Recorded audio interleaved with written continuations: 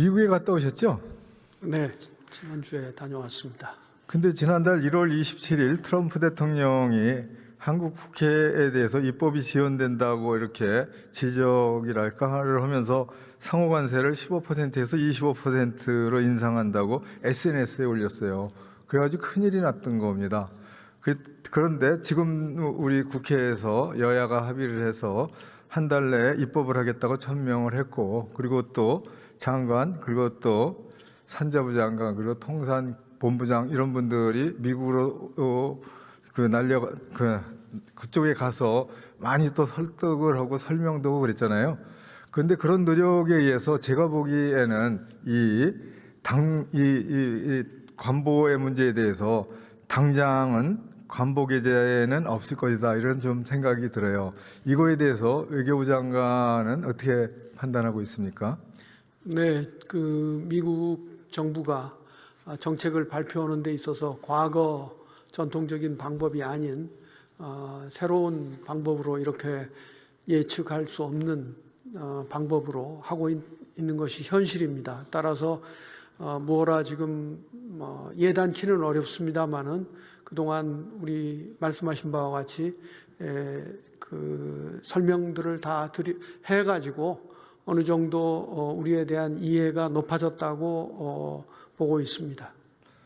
아니요, 그런 식의 설명과 함께 지금 이제 관보가 뭐 금방 올라갈 것 같다라는 불안감도 있고, 시간이 조금은 좀 확보할 수 있다, 그런 뭐 판단도 있고 그래요.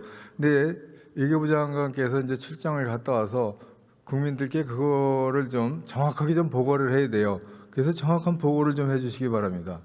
네, 제가 만난 루비오 국무장관이나 또 그리어 USTR 대표는 사실 미국 정부 내에 이 지난번 합의된 조인트 팩트 시트 정상 간 합의 내용의 이행에 관해서 불만 내지는 그 분위기가 좀 나쁜 분위기가 있다, 그런 얘기를 허심탄회하게 해왔습니다. 이에 대해서 저는 이제 우리 정부의 노력, 그리고 특히 국회 특별법이 통과되기 전에 할 수 있는 것은 바로 시작하라는 대통령의 지시사항 등을 포함해서 미국 정부가 좀 오해가 있었던 것 같다고 소상하게 설명을 했고, 앞서 말씀드린 루비오 장관은 이에 대해 분명한 이해 표시를 했습니다. 그리고 이에 따라서 앞으로 한미 양국 정부가 상황을 잘 관리해 나가자, 그리고 긴밀히 협의해 나가자 하는데 합의를 했습니다. 아니요, 그 얘기를 이제 결론으로 제가 요구하는 게, 그렇게 협의를 하고 신뢰를 많이 좀 회복했기 때문에 당분간에는 그러한 관보는 올리지 않을 거다라는 판단을 하고 계신 겁니까? 네, 제가 뭐 개인적으로는 이런저런 생각이 있습니다만은 우리 정부의 일이 아니고 미국 정부가 결정해서 할 수 있는 일이고, 더군다나 앞서 말씀드린 것처럼 미국 정부의 정책 결정과 발표하는 것이 과거와 달라졌기 때문에 섣불리 말씀드리기가 좀 곤란하다, 그렇게 좀 그걸 이해해 주시기 바랍니다. 좀 답답하네요. 네. 네, 저희도 답답함을 가지고 있습니다. 네. 예. 자, 그리고 그 출장에서 USTR 대표인 그리어 네. 예, 대표하고 오찬을 했죠. 단독 오찬이 아니고요. 예, 알아요. 이렇게 라운드에서. 네, 제 옆에 앉아서 함께 이야기를 나눌 수 있었습니다. 그 자리에서 이제 많은 그 대화를 나눈 것 같아요. 그리고 그 자리에서 그 USTR의 대표가 이런 말을 했다고 합니다. 한국과의 무역 적자가 너무 크다. 트럼프 대통령의 직접 지시다. 비관세 장벽 제거를 통해 무역 적자를 개선해 주거나 그렇지 않으면 관세를 올려 균형을 맞추겠다, 이런 얘기를 했다고 그래요. 그런 내용을 가지고 미국이 이 무역 적자를 하고 있는 그런 나라들 표를 보여주면서 이렇게 설명을 했다고 그랬죠. 그래서 이거가 좀 심각한 문제죠. 그러니까 USTR의 설명은 이런 것이었습니다. 즉 한미 양국 간의 동맹 관계는 흔들림이 없다. 다만 미국이 그동안 오랜 기간 동안 한국을 비롯한 여러 나라로부터 무역 적자를 겪어왔다. 그래서 이것을 개선하기 위해서 트럼프 대통령이 이 문제를 강하게 그 개선 방안을 요구를 해왔고, 그래서 미국 행정부가 한국 정부에 대해서 나름대로 투자 분야는 투자 요청을 하고 자기가 담당하는 통상협상 분야는 한국이 시장을 좀 더 개방해 주도록, 즉 비관세 장벽을 좀 개선해 달라고 요청을 해왔다. 그런데 그 투자는 합의한 이후에 진척이 좀 느리고 비관세 분야는 합의를 해서 이렇게 양국 간의 그 비관세 장벽을 줄여나가는 것에 대해서 추가 협의를 하기로 했는데 잘 이루어지지 않았다. 그러면서 사실 자기도 다른 나라와도 비관세 장벽 협상을 해야 되기 때문에 굉장히 바쁘다. 한국에 시간을 많이 쏟을 수가 없다.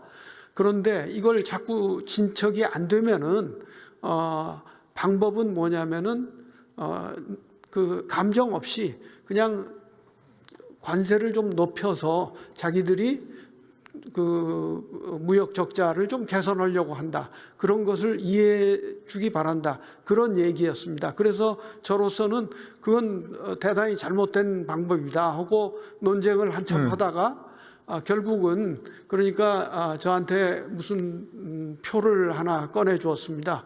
그래서 저는 처음에 이게 골프 스코어 카드인 줄 알고 뭔가 봤더니 그 미국이 가지고 있는 여러 나라들의 무역 적자 현황이었습니다. 저한테 보여주면서 자기로서는 이런 모든 나라들하고 지금 문제를 비관세 장벽을 비롯한 그 통상 교섭을 해나갈 수밖에 없는데 한국도 그런 점을 이해하고 이 비관세 장벽 문제를 한국 정부가 좀 빨리 협의에 임해주기 바란다. 그런 내용이었습니다.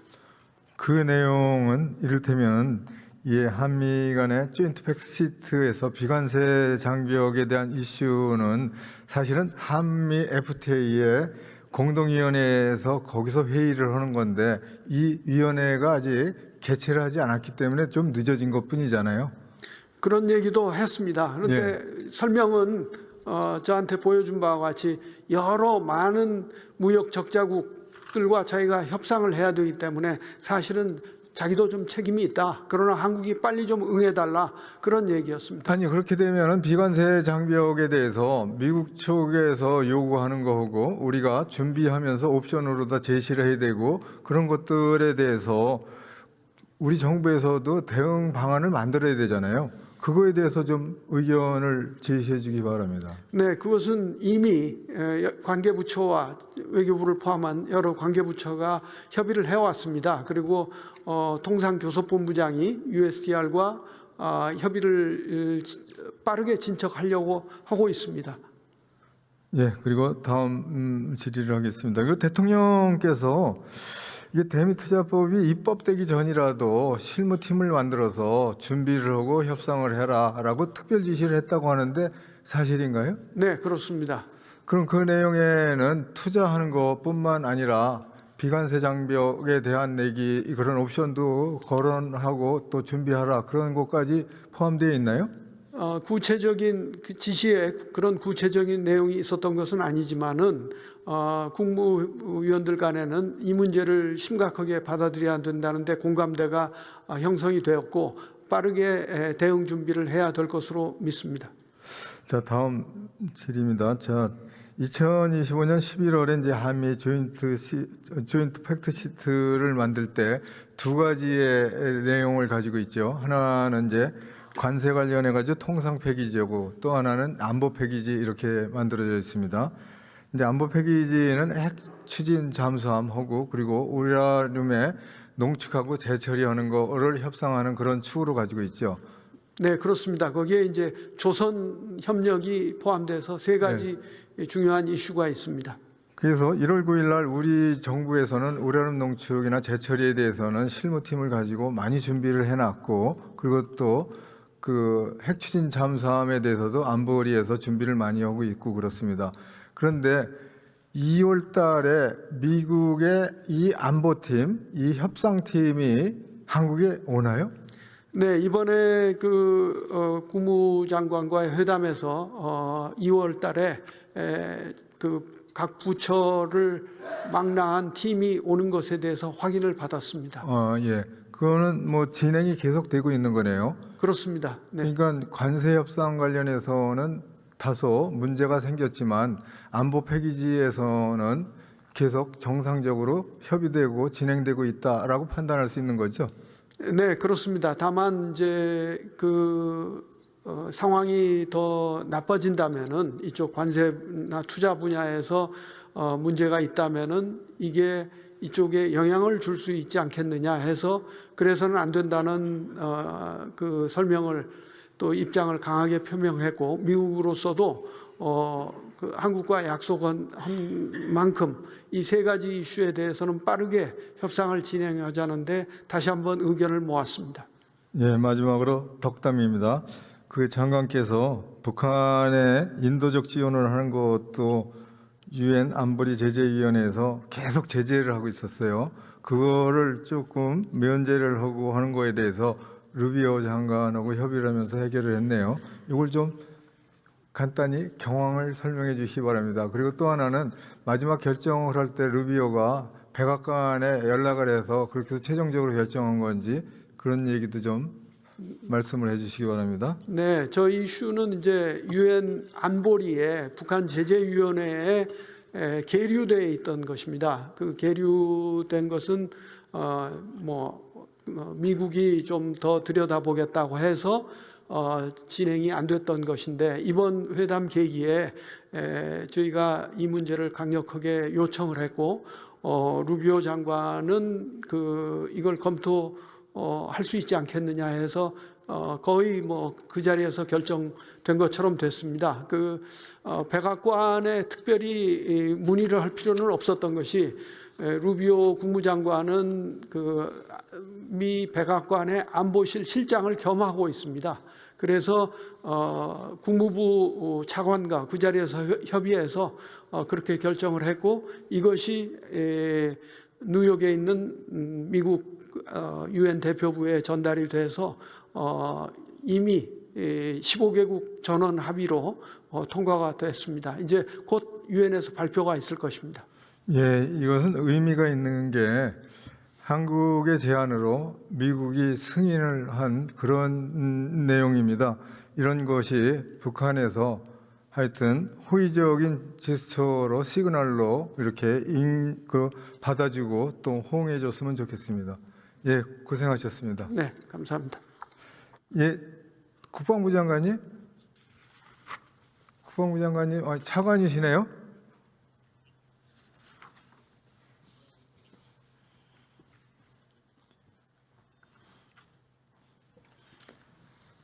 예, 장관님 외국 나오셨네요. 네, 사우디 해외 출장 중이십니다. 예, 저건 육군병장 출신입니다. 예. 일군단도 군단장 하셨죠? 네, 예, 그렇습니다. 반갑습니다. 자, 이재명 대통령님께서 작년에 이 광복절 경축사에서 9.19 군사합의를 선제적으로 그리고 또 단계적으로 복원시키겠다라는 말씀하셨어요. 여러 군데에서 그런 말씀하셨고, 근데 여기에서 선제적이라는 게 어떤 의미입니까? 예, 이재명 대통령께서 작년 광복절 경축사에서 9.19 군사합의를 선제적, 단계적으로 복원하겠다고 말씀을 하셨는데 저희들은 그 의미를 사전 그대로 의미대로 잘 이해하고 군 당국에서는 대통령님의 이러한 의지를 구현하기 위해서 적극 노력하고 있다는 말씀을 드립니다. 뭐 선제적으로 한다는 거는 북한의 의도와 관계없이 협의도 하지 않고라도 그냥 선제적으로 하자 그런 뜻이라고 생각을 해요. 그런데 이게 단계적이라는 건 무슨 뜻이에요? 예, 이 역시도 마찬가지 해제하는 데 있어서 여러 가지 이제 종류들 중에서 낮은 단계부터 점차적으로 높은 수준의 단계까지 이제 이행을 복원을 해나가겠다는 것으로 이해하고 있습니다. 그 낮은 단계부터 군에서 작전하는데 큰 무리가 없는 곳서부터 해제를 복원을 하자 그런 뜻이죠? 예, 지금 우리 정부가 출범한 이후에 전방 지역에 설치되어 있던 확성기 방송을 중지를 하고 또한 이를 철거했고 또 자유의 소리 방송을 중지를 했고 비무장지대 내 백마고지 일대에서 유해 발굴도 진행을 했습니다. 그리고 적경 지역에서 군사훈련할 때는 북측에 통보하는 그런 절차를 진행하고 있고요. 남북 군사회담도 저희가 제안한 바 있습니다. 이처럼 낮은 단계에서부터 점진적으로 군사적 신뢰 구축을 하기 위해서 저희들이 선제적으로 조치를 해 나가고 있다는 말씀을 드립니다. 자, 그러면 낮은 단계에서부터 한다고 그랬잖아요. 그러면은 육군이나 해군이나 공군에서 그러면 육상, 해상, 공중에서 낮은 단계에서 옵션으로 이렇게 건의를 하고 또 토론하고 있을 거 아닙니까? 그리고 NSC에서는 굴국은 사업비를 단계적으로 복원하겠다고 그렇게 안건을 가지고 토론하고 있어요. 그럼 그런 낮은 단계에 있어서 복원하고 있는 그런 옵션들이 뭐가 있습니까? 9.19 군사합의는 의원님께서 잘 아시는 것처럼 지상, 해상, 공중에서의 적대 행위 중지를 위한 여러 가지 합의를 해서 이행을 해 왔었습니다. 이것이 2023년도에 일시적으로 중지를 했고 24년도에 효력을 정지한 상태인데 이를 단계적으로 복원해 가기 위해서 여러 가지 작전에 미치는 영향이라든지 종합적으로 검토하고 관계 부처에서 같이 논의하고 검토하고 있다는 말씀을 드립니다. 말씀은 많이 하시는데 옵션 내용을 하나도 제시하지 않겠네요. 예, 논의 중에 있는 사항이어서 구체적으로 이 자리에서 세부 사항을 말씀드리기는 좀 제한이 된다는 것을 양해해 주시기 바랍니다. 예, 들어가십시오. 예. 예, 불확실성이 뉴노멀인 시대입니다. 정부는 변화하는 국제정세에 촉각을 곤두세우고 기민하게 대응해야 합니다. 의결과 역량을 발휘할 수 있도록 초당적 협력도 중요합니다.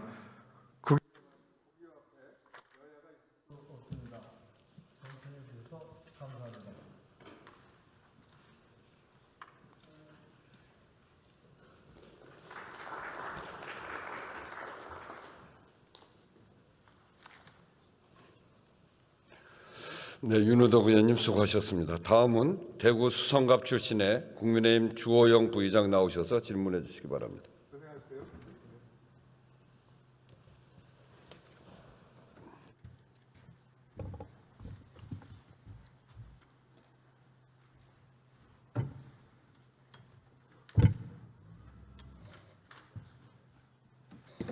존경하는 우원식 국회의장님과 선배 동료 의원 여러분, 김민석 국무총리와 국무위원 여러분, 국민의힘 대구 수성갑 주호영 의원입니다.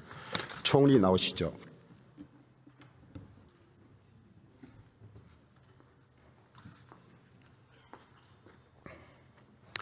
예, 수고 많으십니다. 광역 지자체 통합이 논의되고 있죠. 네, 통합하는 이유는 무엇입니까? 광역 통합이 지역 발전에 도움이 될 뿐만 아니라 국토 균형 발전에 도움이 되고 수도권의 부동산 문제를 해결하는 데도 도움이 된다고 생각하고 장기적으로 그런 광역 지역으로의 산업의 이전을 통해서 국가의 미래 전략 산업을 발전시키는 데도 도움이 된다고 봅니다. 하면 좋은 겁니까? 안 하면 안 되는 겁니까? 반드시 해야 한다고 생각합니다. 이번에 선거를 앞두고 제가 조문을 작년에 다 검토를 했었거든요. 중앙 행정기관과 의견이 안 맞는 것도 많고, 그다음에 지자체 요구가 거의 이 연방제에 준하는 그 정도 요구를 하고 있어서 오늘 이 공청회를 하는데 보니까 아직도 중앙정부가 100여 개를 노하고 있다 그래요. 이건 안 된다. 그래서는 껍데기의 분권에 불과하고 형식적으로 합치는 의미밖에 없는 것 같아요. 그래서 내일 모레 이틀간 법안 소위가 있는데 총리께서 직접 보시고 행자부가 이해 당사자예요. 자기들 권한을 안 내놓으려고 해요. 그러니까 직접 챙겨서 이양할 건 대폭 이양해서 실질적인 자치분권이 되도록 좀 챙겨봐 주세요. 기본은 그런 생각을 하고 있고요. 의원님 잘 아시겠지만 현재 원래는 처음에 한 군데에서 논의가 제기되지 않을까 생각했던 것이 세 군데에서 진행이 되고 있어서 전체적으로 공통적으로 합의할 수 있는 부분을 하고 그 외의 부분의 이양 관련된 특례 부분은 추후로도 할 수 있다 이렇게 판단하고 있습니다. 그런데 말씀 주신 부분은 챙겨보겠습니다.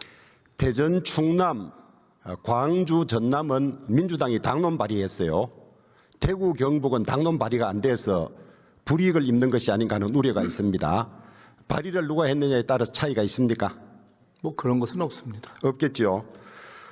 통합이 좀 완전하지는 못하지만은 이번에 통합을 못하면 4년 뒤로 넘어가는 것이기 때문에 일단 통합을 하고 부족한 것은 채워나가야 한다. 그것이 정부의 입장이죠.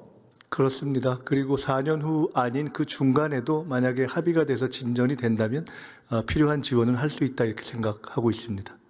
그런데 지금 중앙정부가 동의하자는 100가지를 포함해서 여러 가지 조정 문제가 남아 있는데 법안이 통과됐다고 정부가 손을 놓으면 그 후속 절차가 진행이 안 되거든요.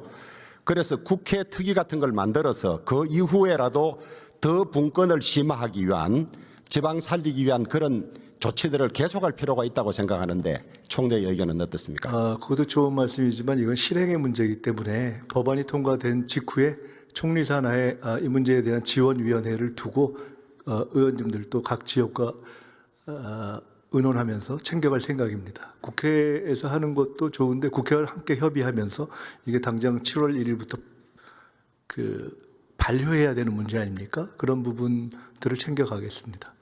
대통령께서 통합한 지자체에 4년간 20조를 지원하겠다 그랬는데 네, 최대 20조로 되어 있습니다. 통합 비용이 1년에만 4조 정도 드는 걸로 나와요. 전산망을 합친다든지. 그래서 통합 비용을 주는 것이라면 의미가 별로 없다. 이것이 지방을 살리기 위해서 주는 것이어야 하는데 그래서 기존 예산에 포함될 수 있는 걸 다 합쳐서 20조다 이렇게 해서는 의미가 없다고 보는데 이 20조는 기존 예산 편성될 거라든지 통합 비용을 제외하고 20조인 거죠. 기존에 있는 것은 아니다 이렇게 볼 수 있고요. 예. 통합 비용과 관련된 것은 계산에 따라서 상당히 달라질 수 있다고 보는데요. 아주 기계적인 통합 비용 외에 지금 말씀하시는 예를 들어 미래적인 통합 비용, 소요 비용의 경우는 사실은 상당히 일종의 투자 비용으로도 해석할 수 있는 것이어서 그건 조금 논의를 해봐야 될 거라고 봅니다. 그래서 원칙적으로는 이것은 새로운 것이다 이렇게 보시면 됩니다. 예, 20조가 말만 20조고 뭐 다 그저 그렇네 이런 소리가 안 나오도록 좀 잘하시기 바랍니다. 네, 그렇게 하겠습니다. 이 군부대 이전은 기부대 양여 방식으로 해서 육군부대가 몇 개 성공을 했어요.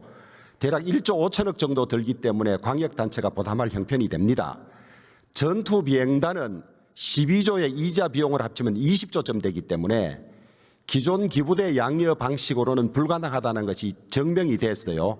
대구가 온갖 노력을 해서 법도 바꾸어 보고 공자기금까지 투입하려고 해봤습니다마는 되지 않고 있습니다. 그래서 이것은 나라가 하는 것이 맞다. 더구나 대구 비행장 220만 평을 옮기면서 500만 평을 내놓으라 합니다. 그다음에 감가상각된 낡은 군사시설을 최고시설로 바꾸어달라고 합니다. 이것을 왜 지자체가 해야 됩니까? 국가가 해야 되는 것 아닙니까? 주신 말씀에 대해서 기존의 기부대 양여 방식으로 추진했던 점이 있고 또 대구의 어떤 경제적인 여력이라는 면에서 지적하고 제기하고 또 이 호소라는 표현은 좀 부적합합니다만은 문제 제기해 오신 것을 충분히 알고 있습니다.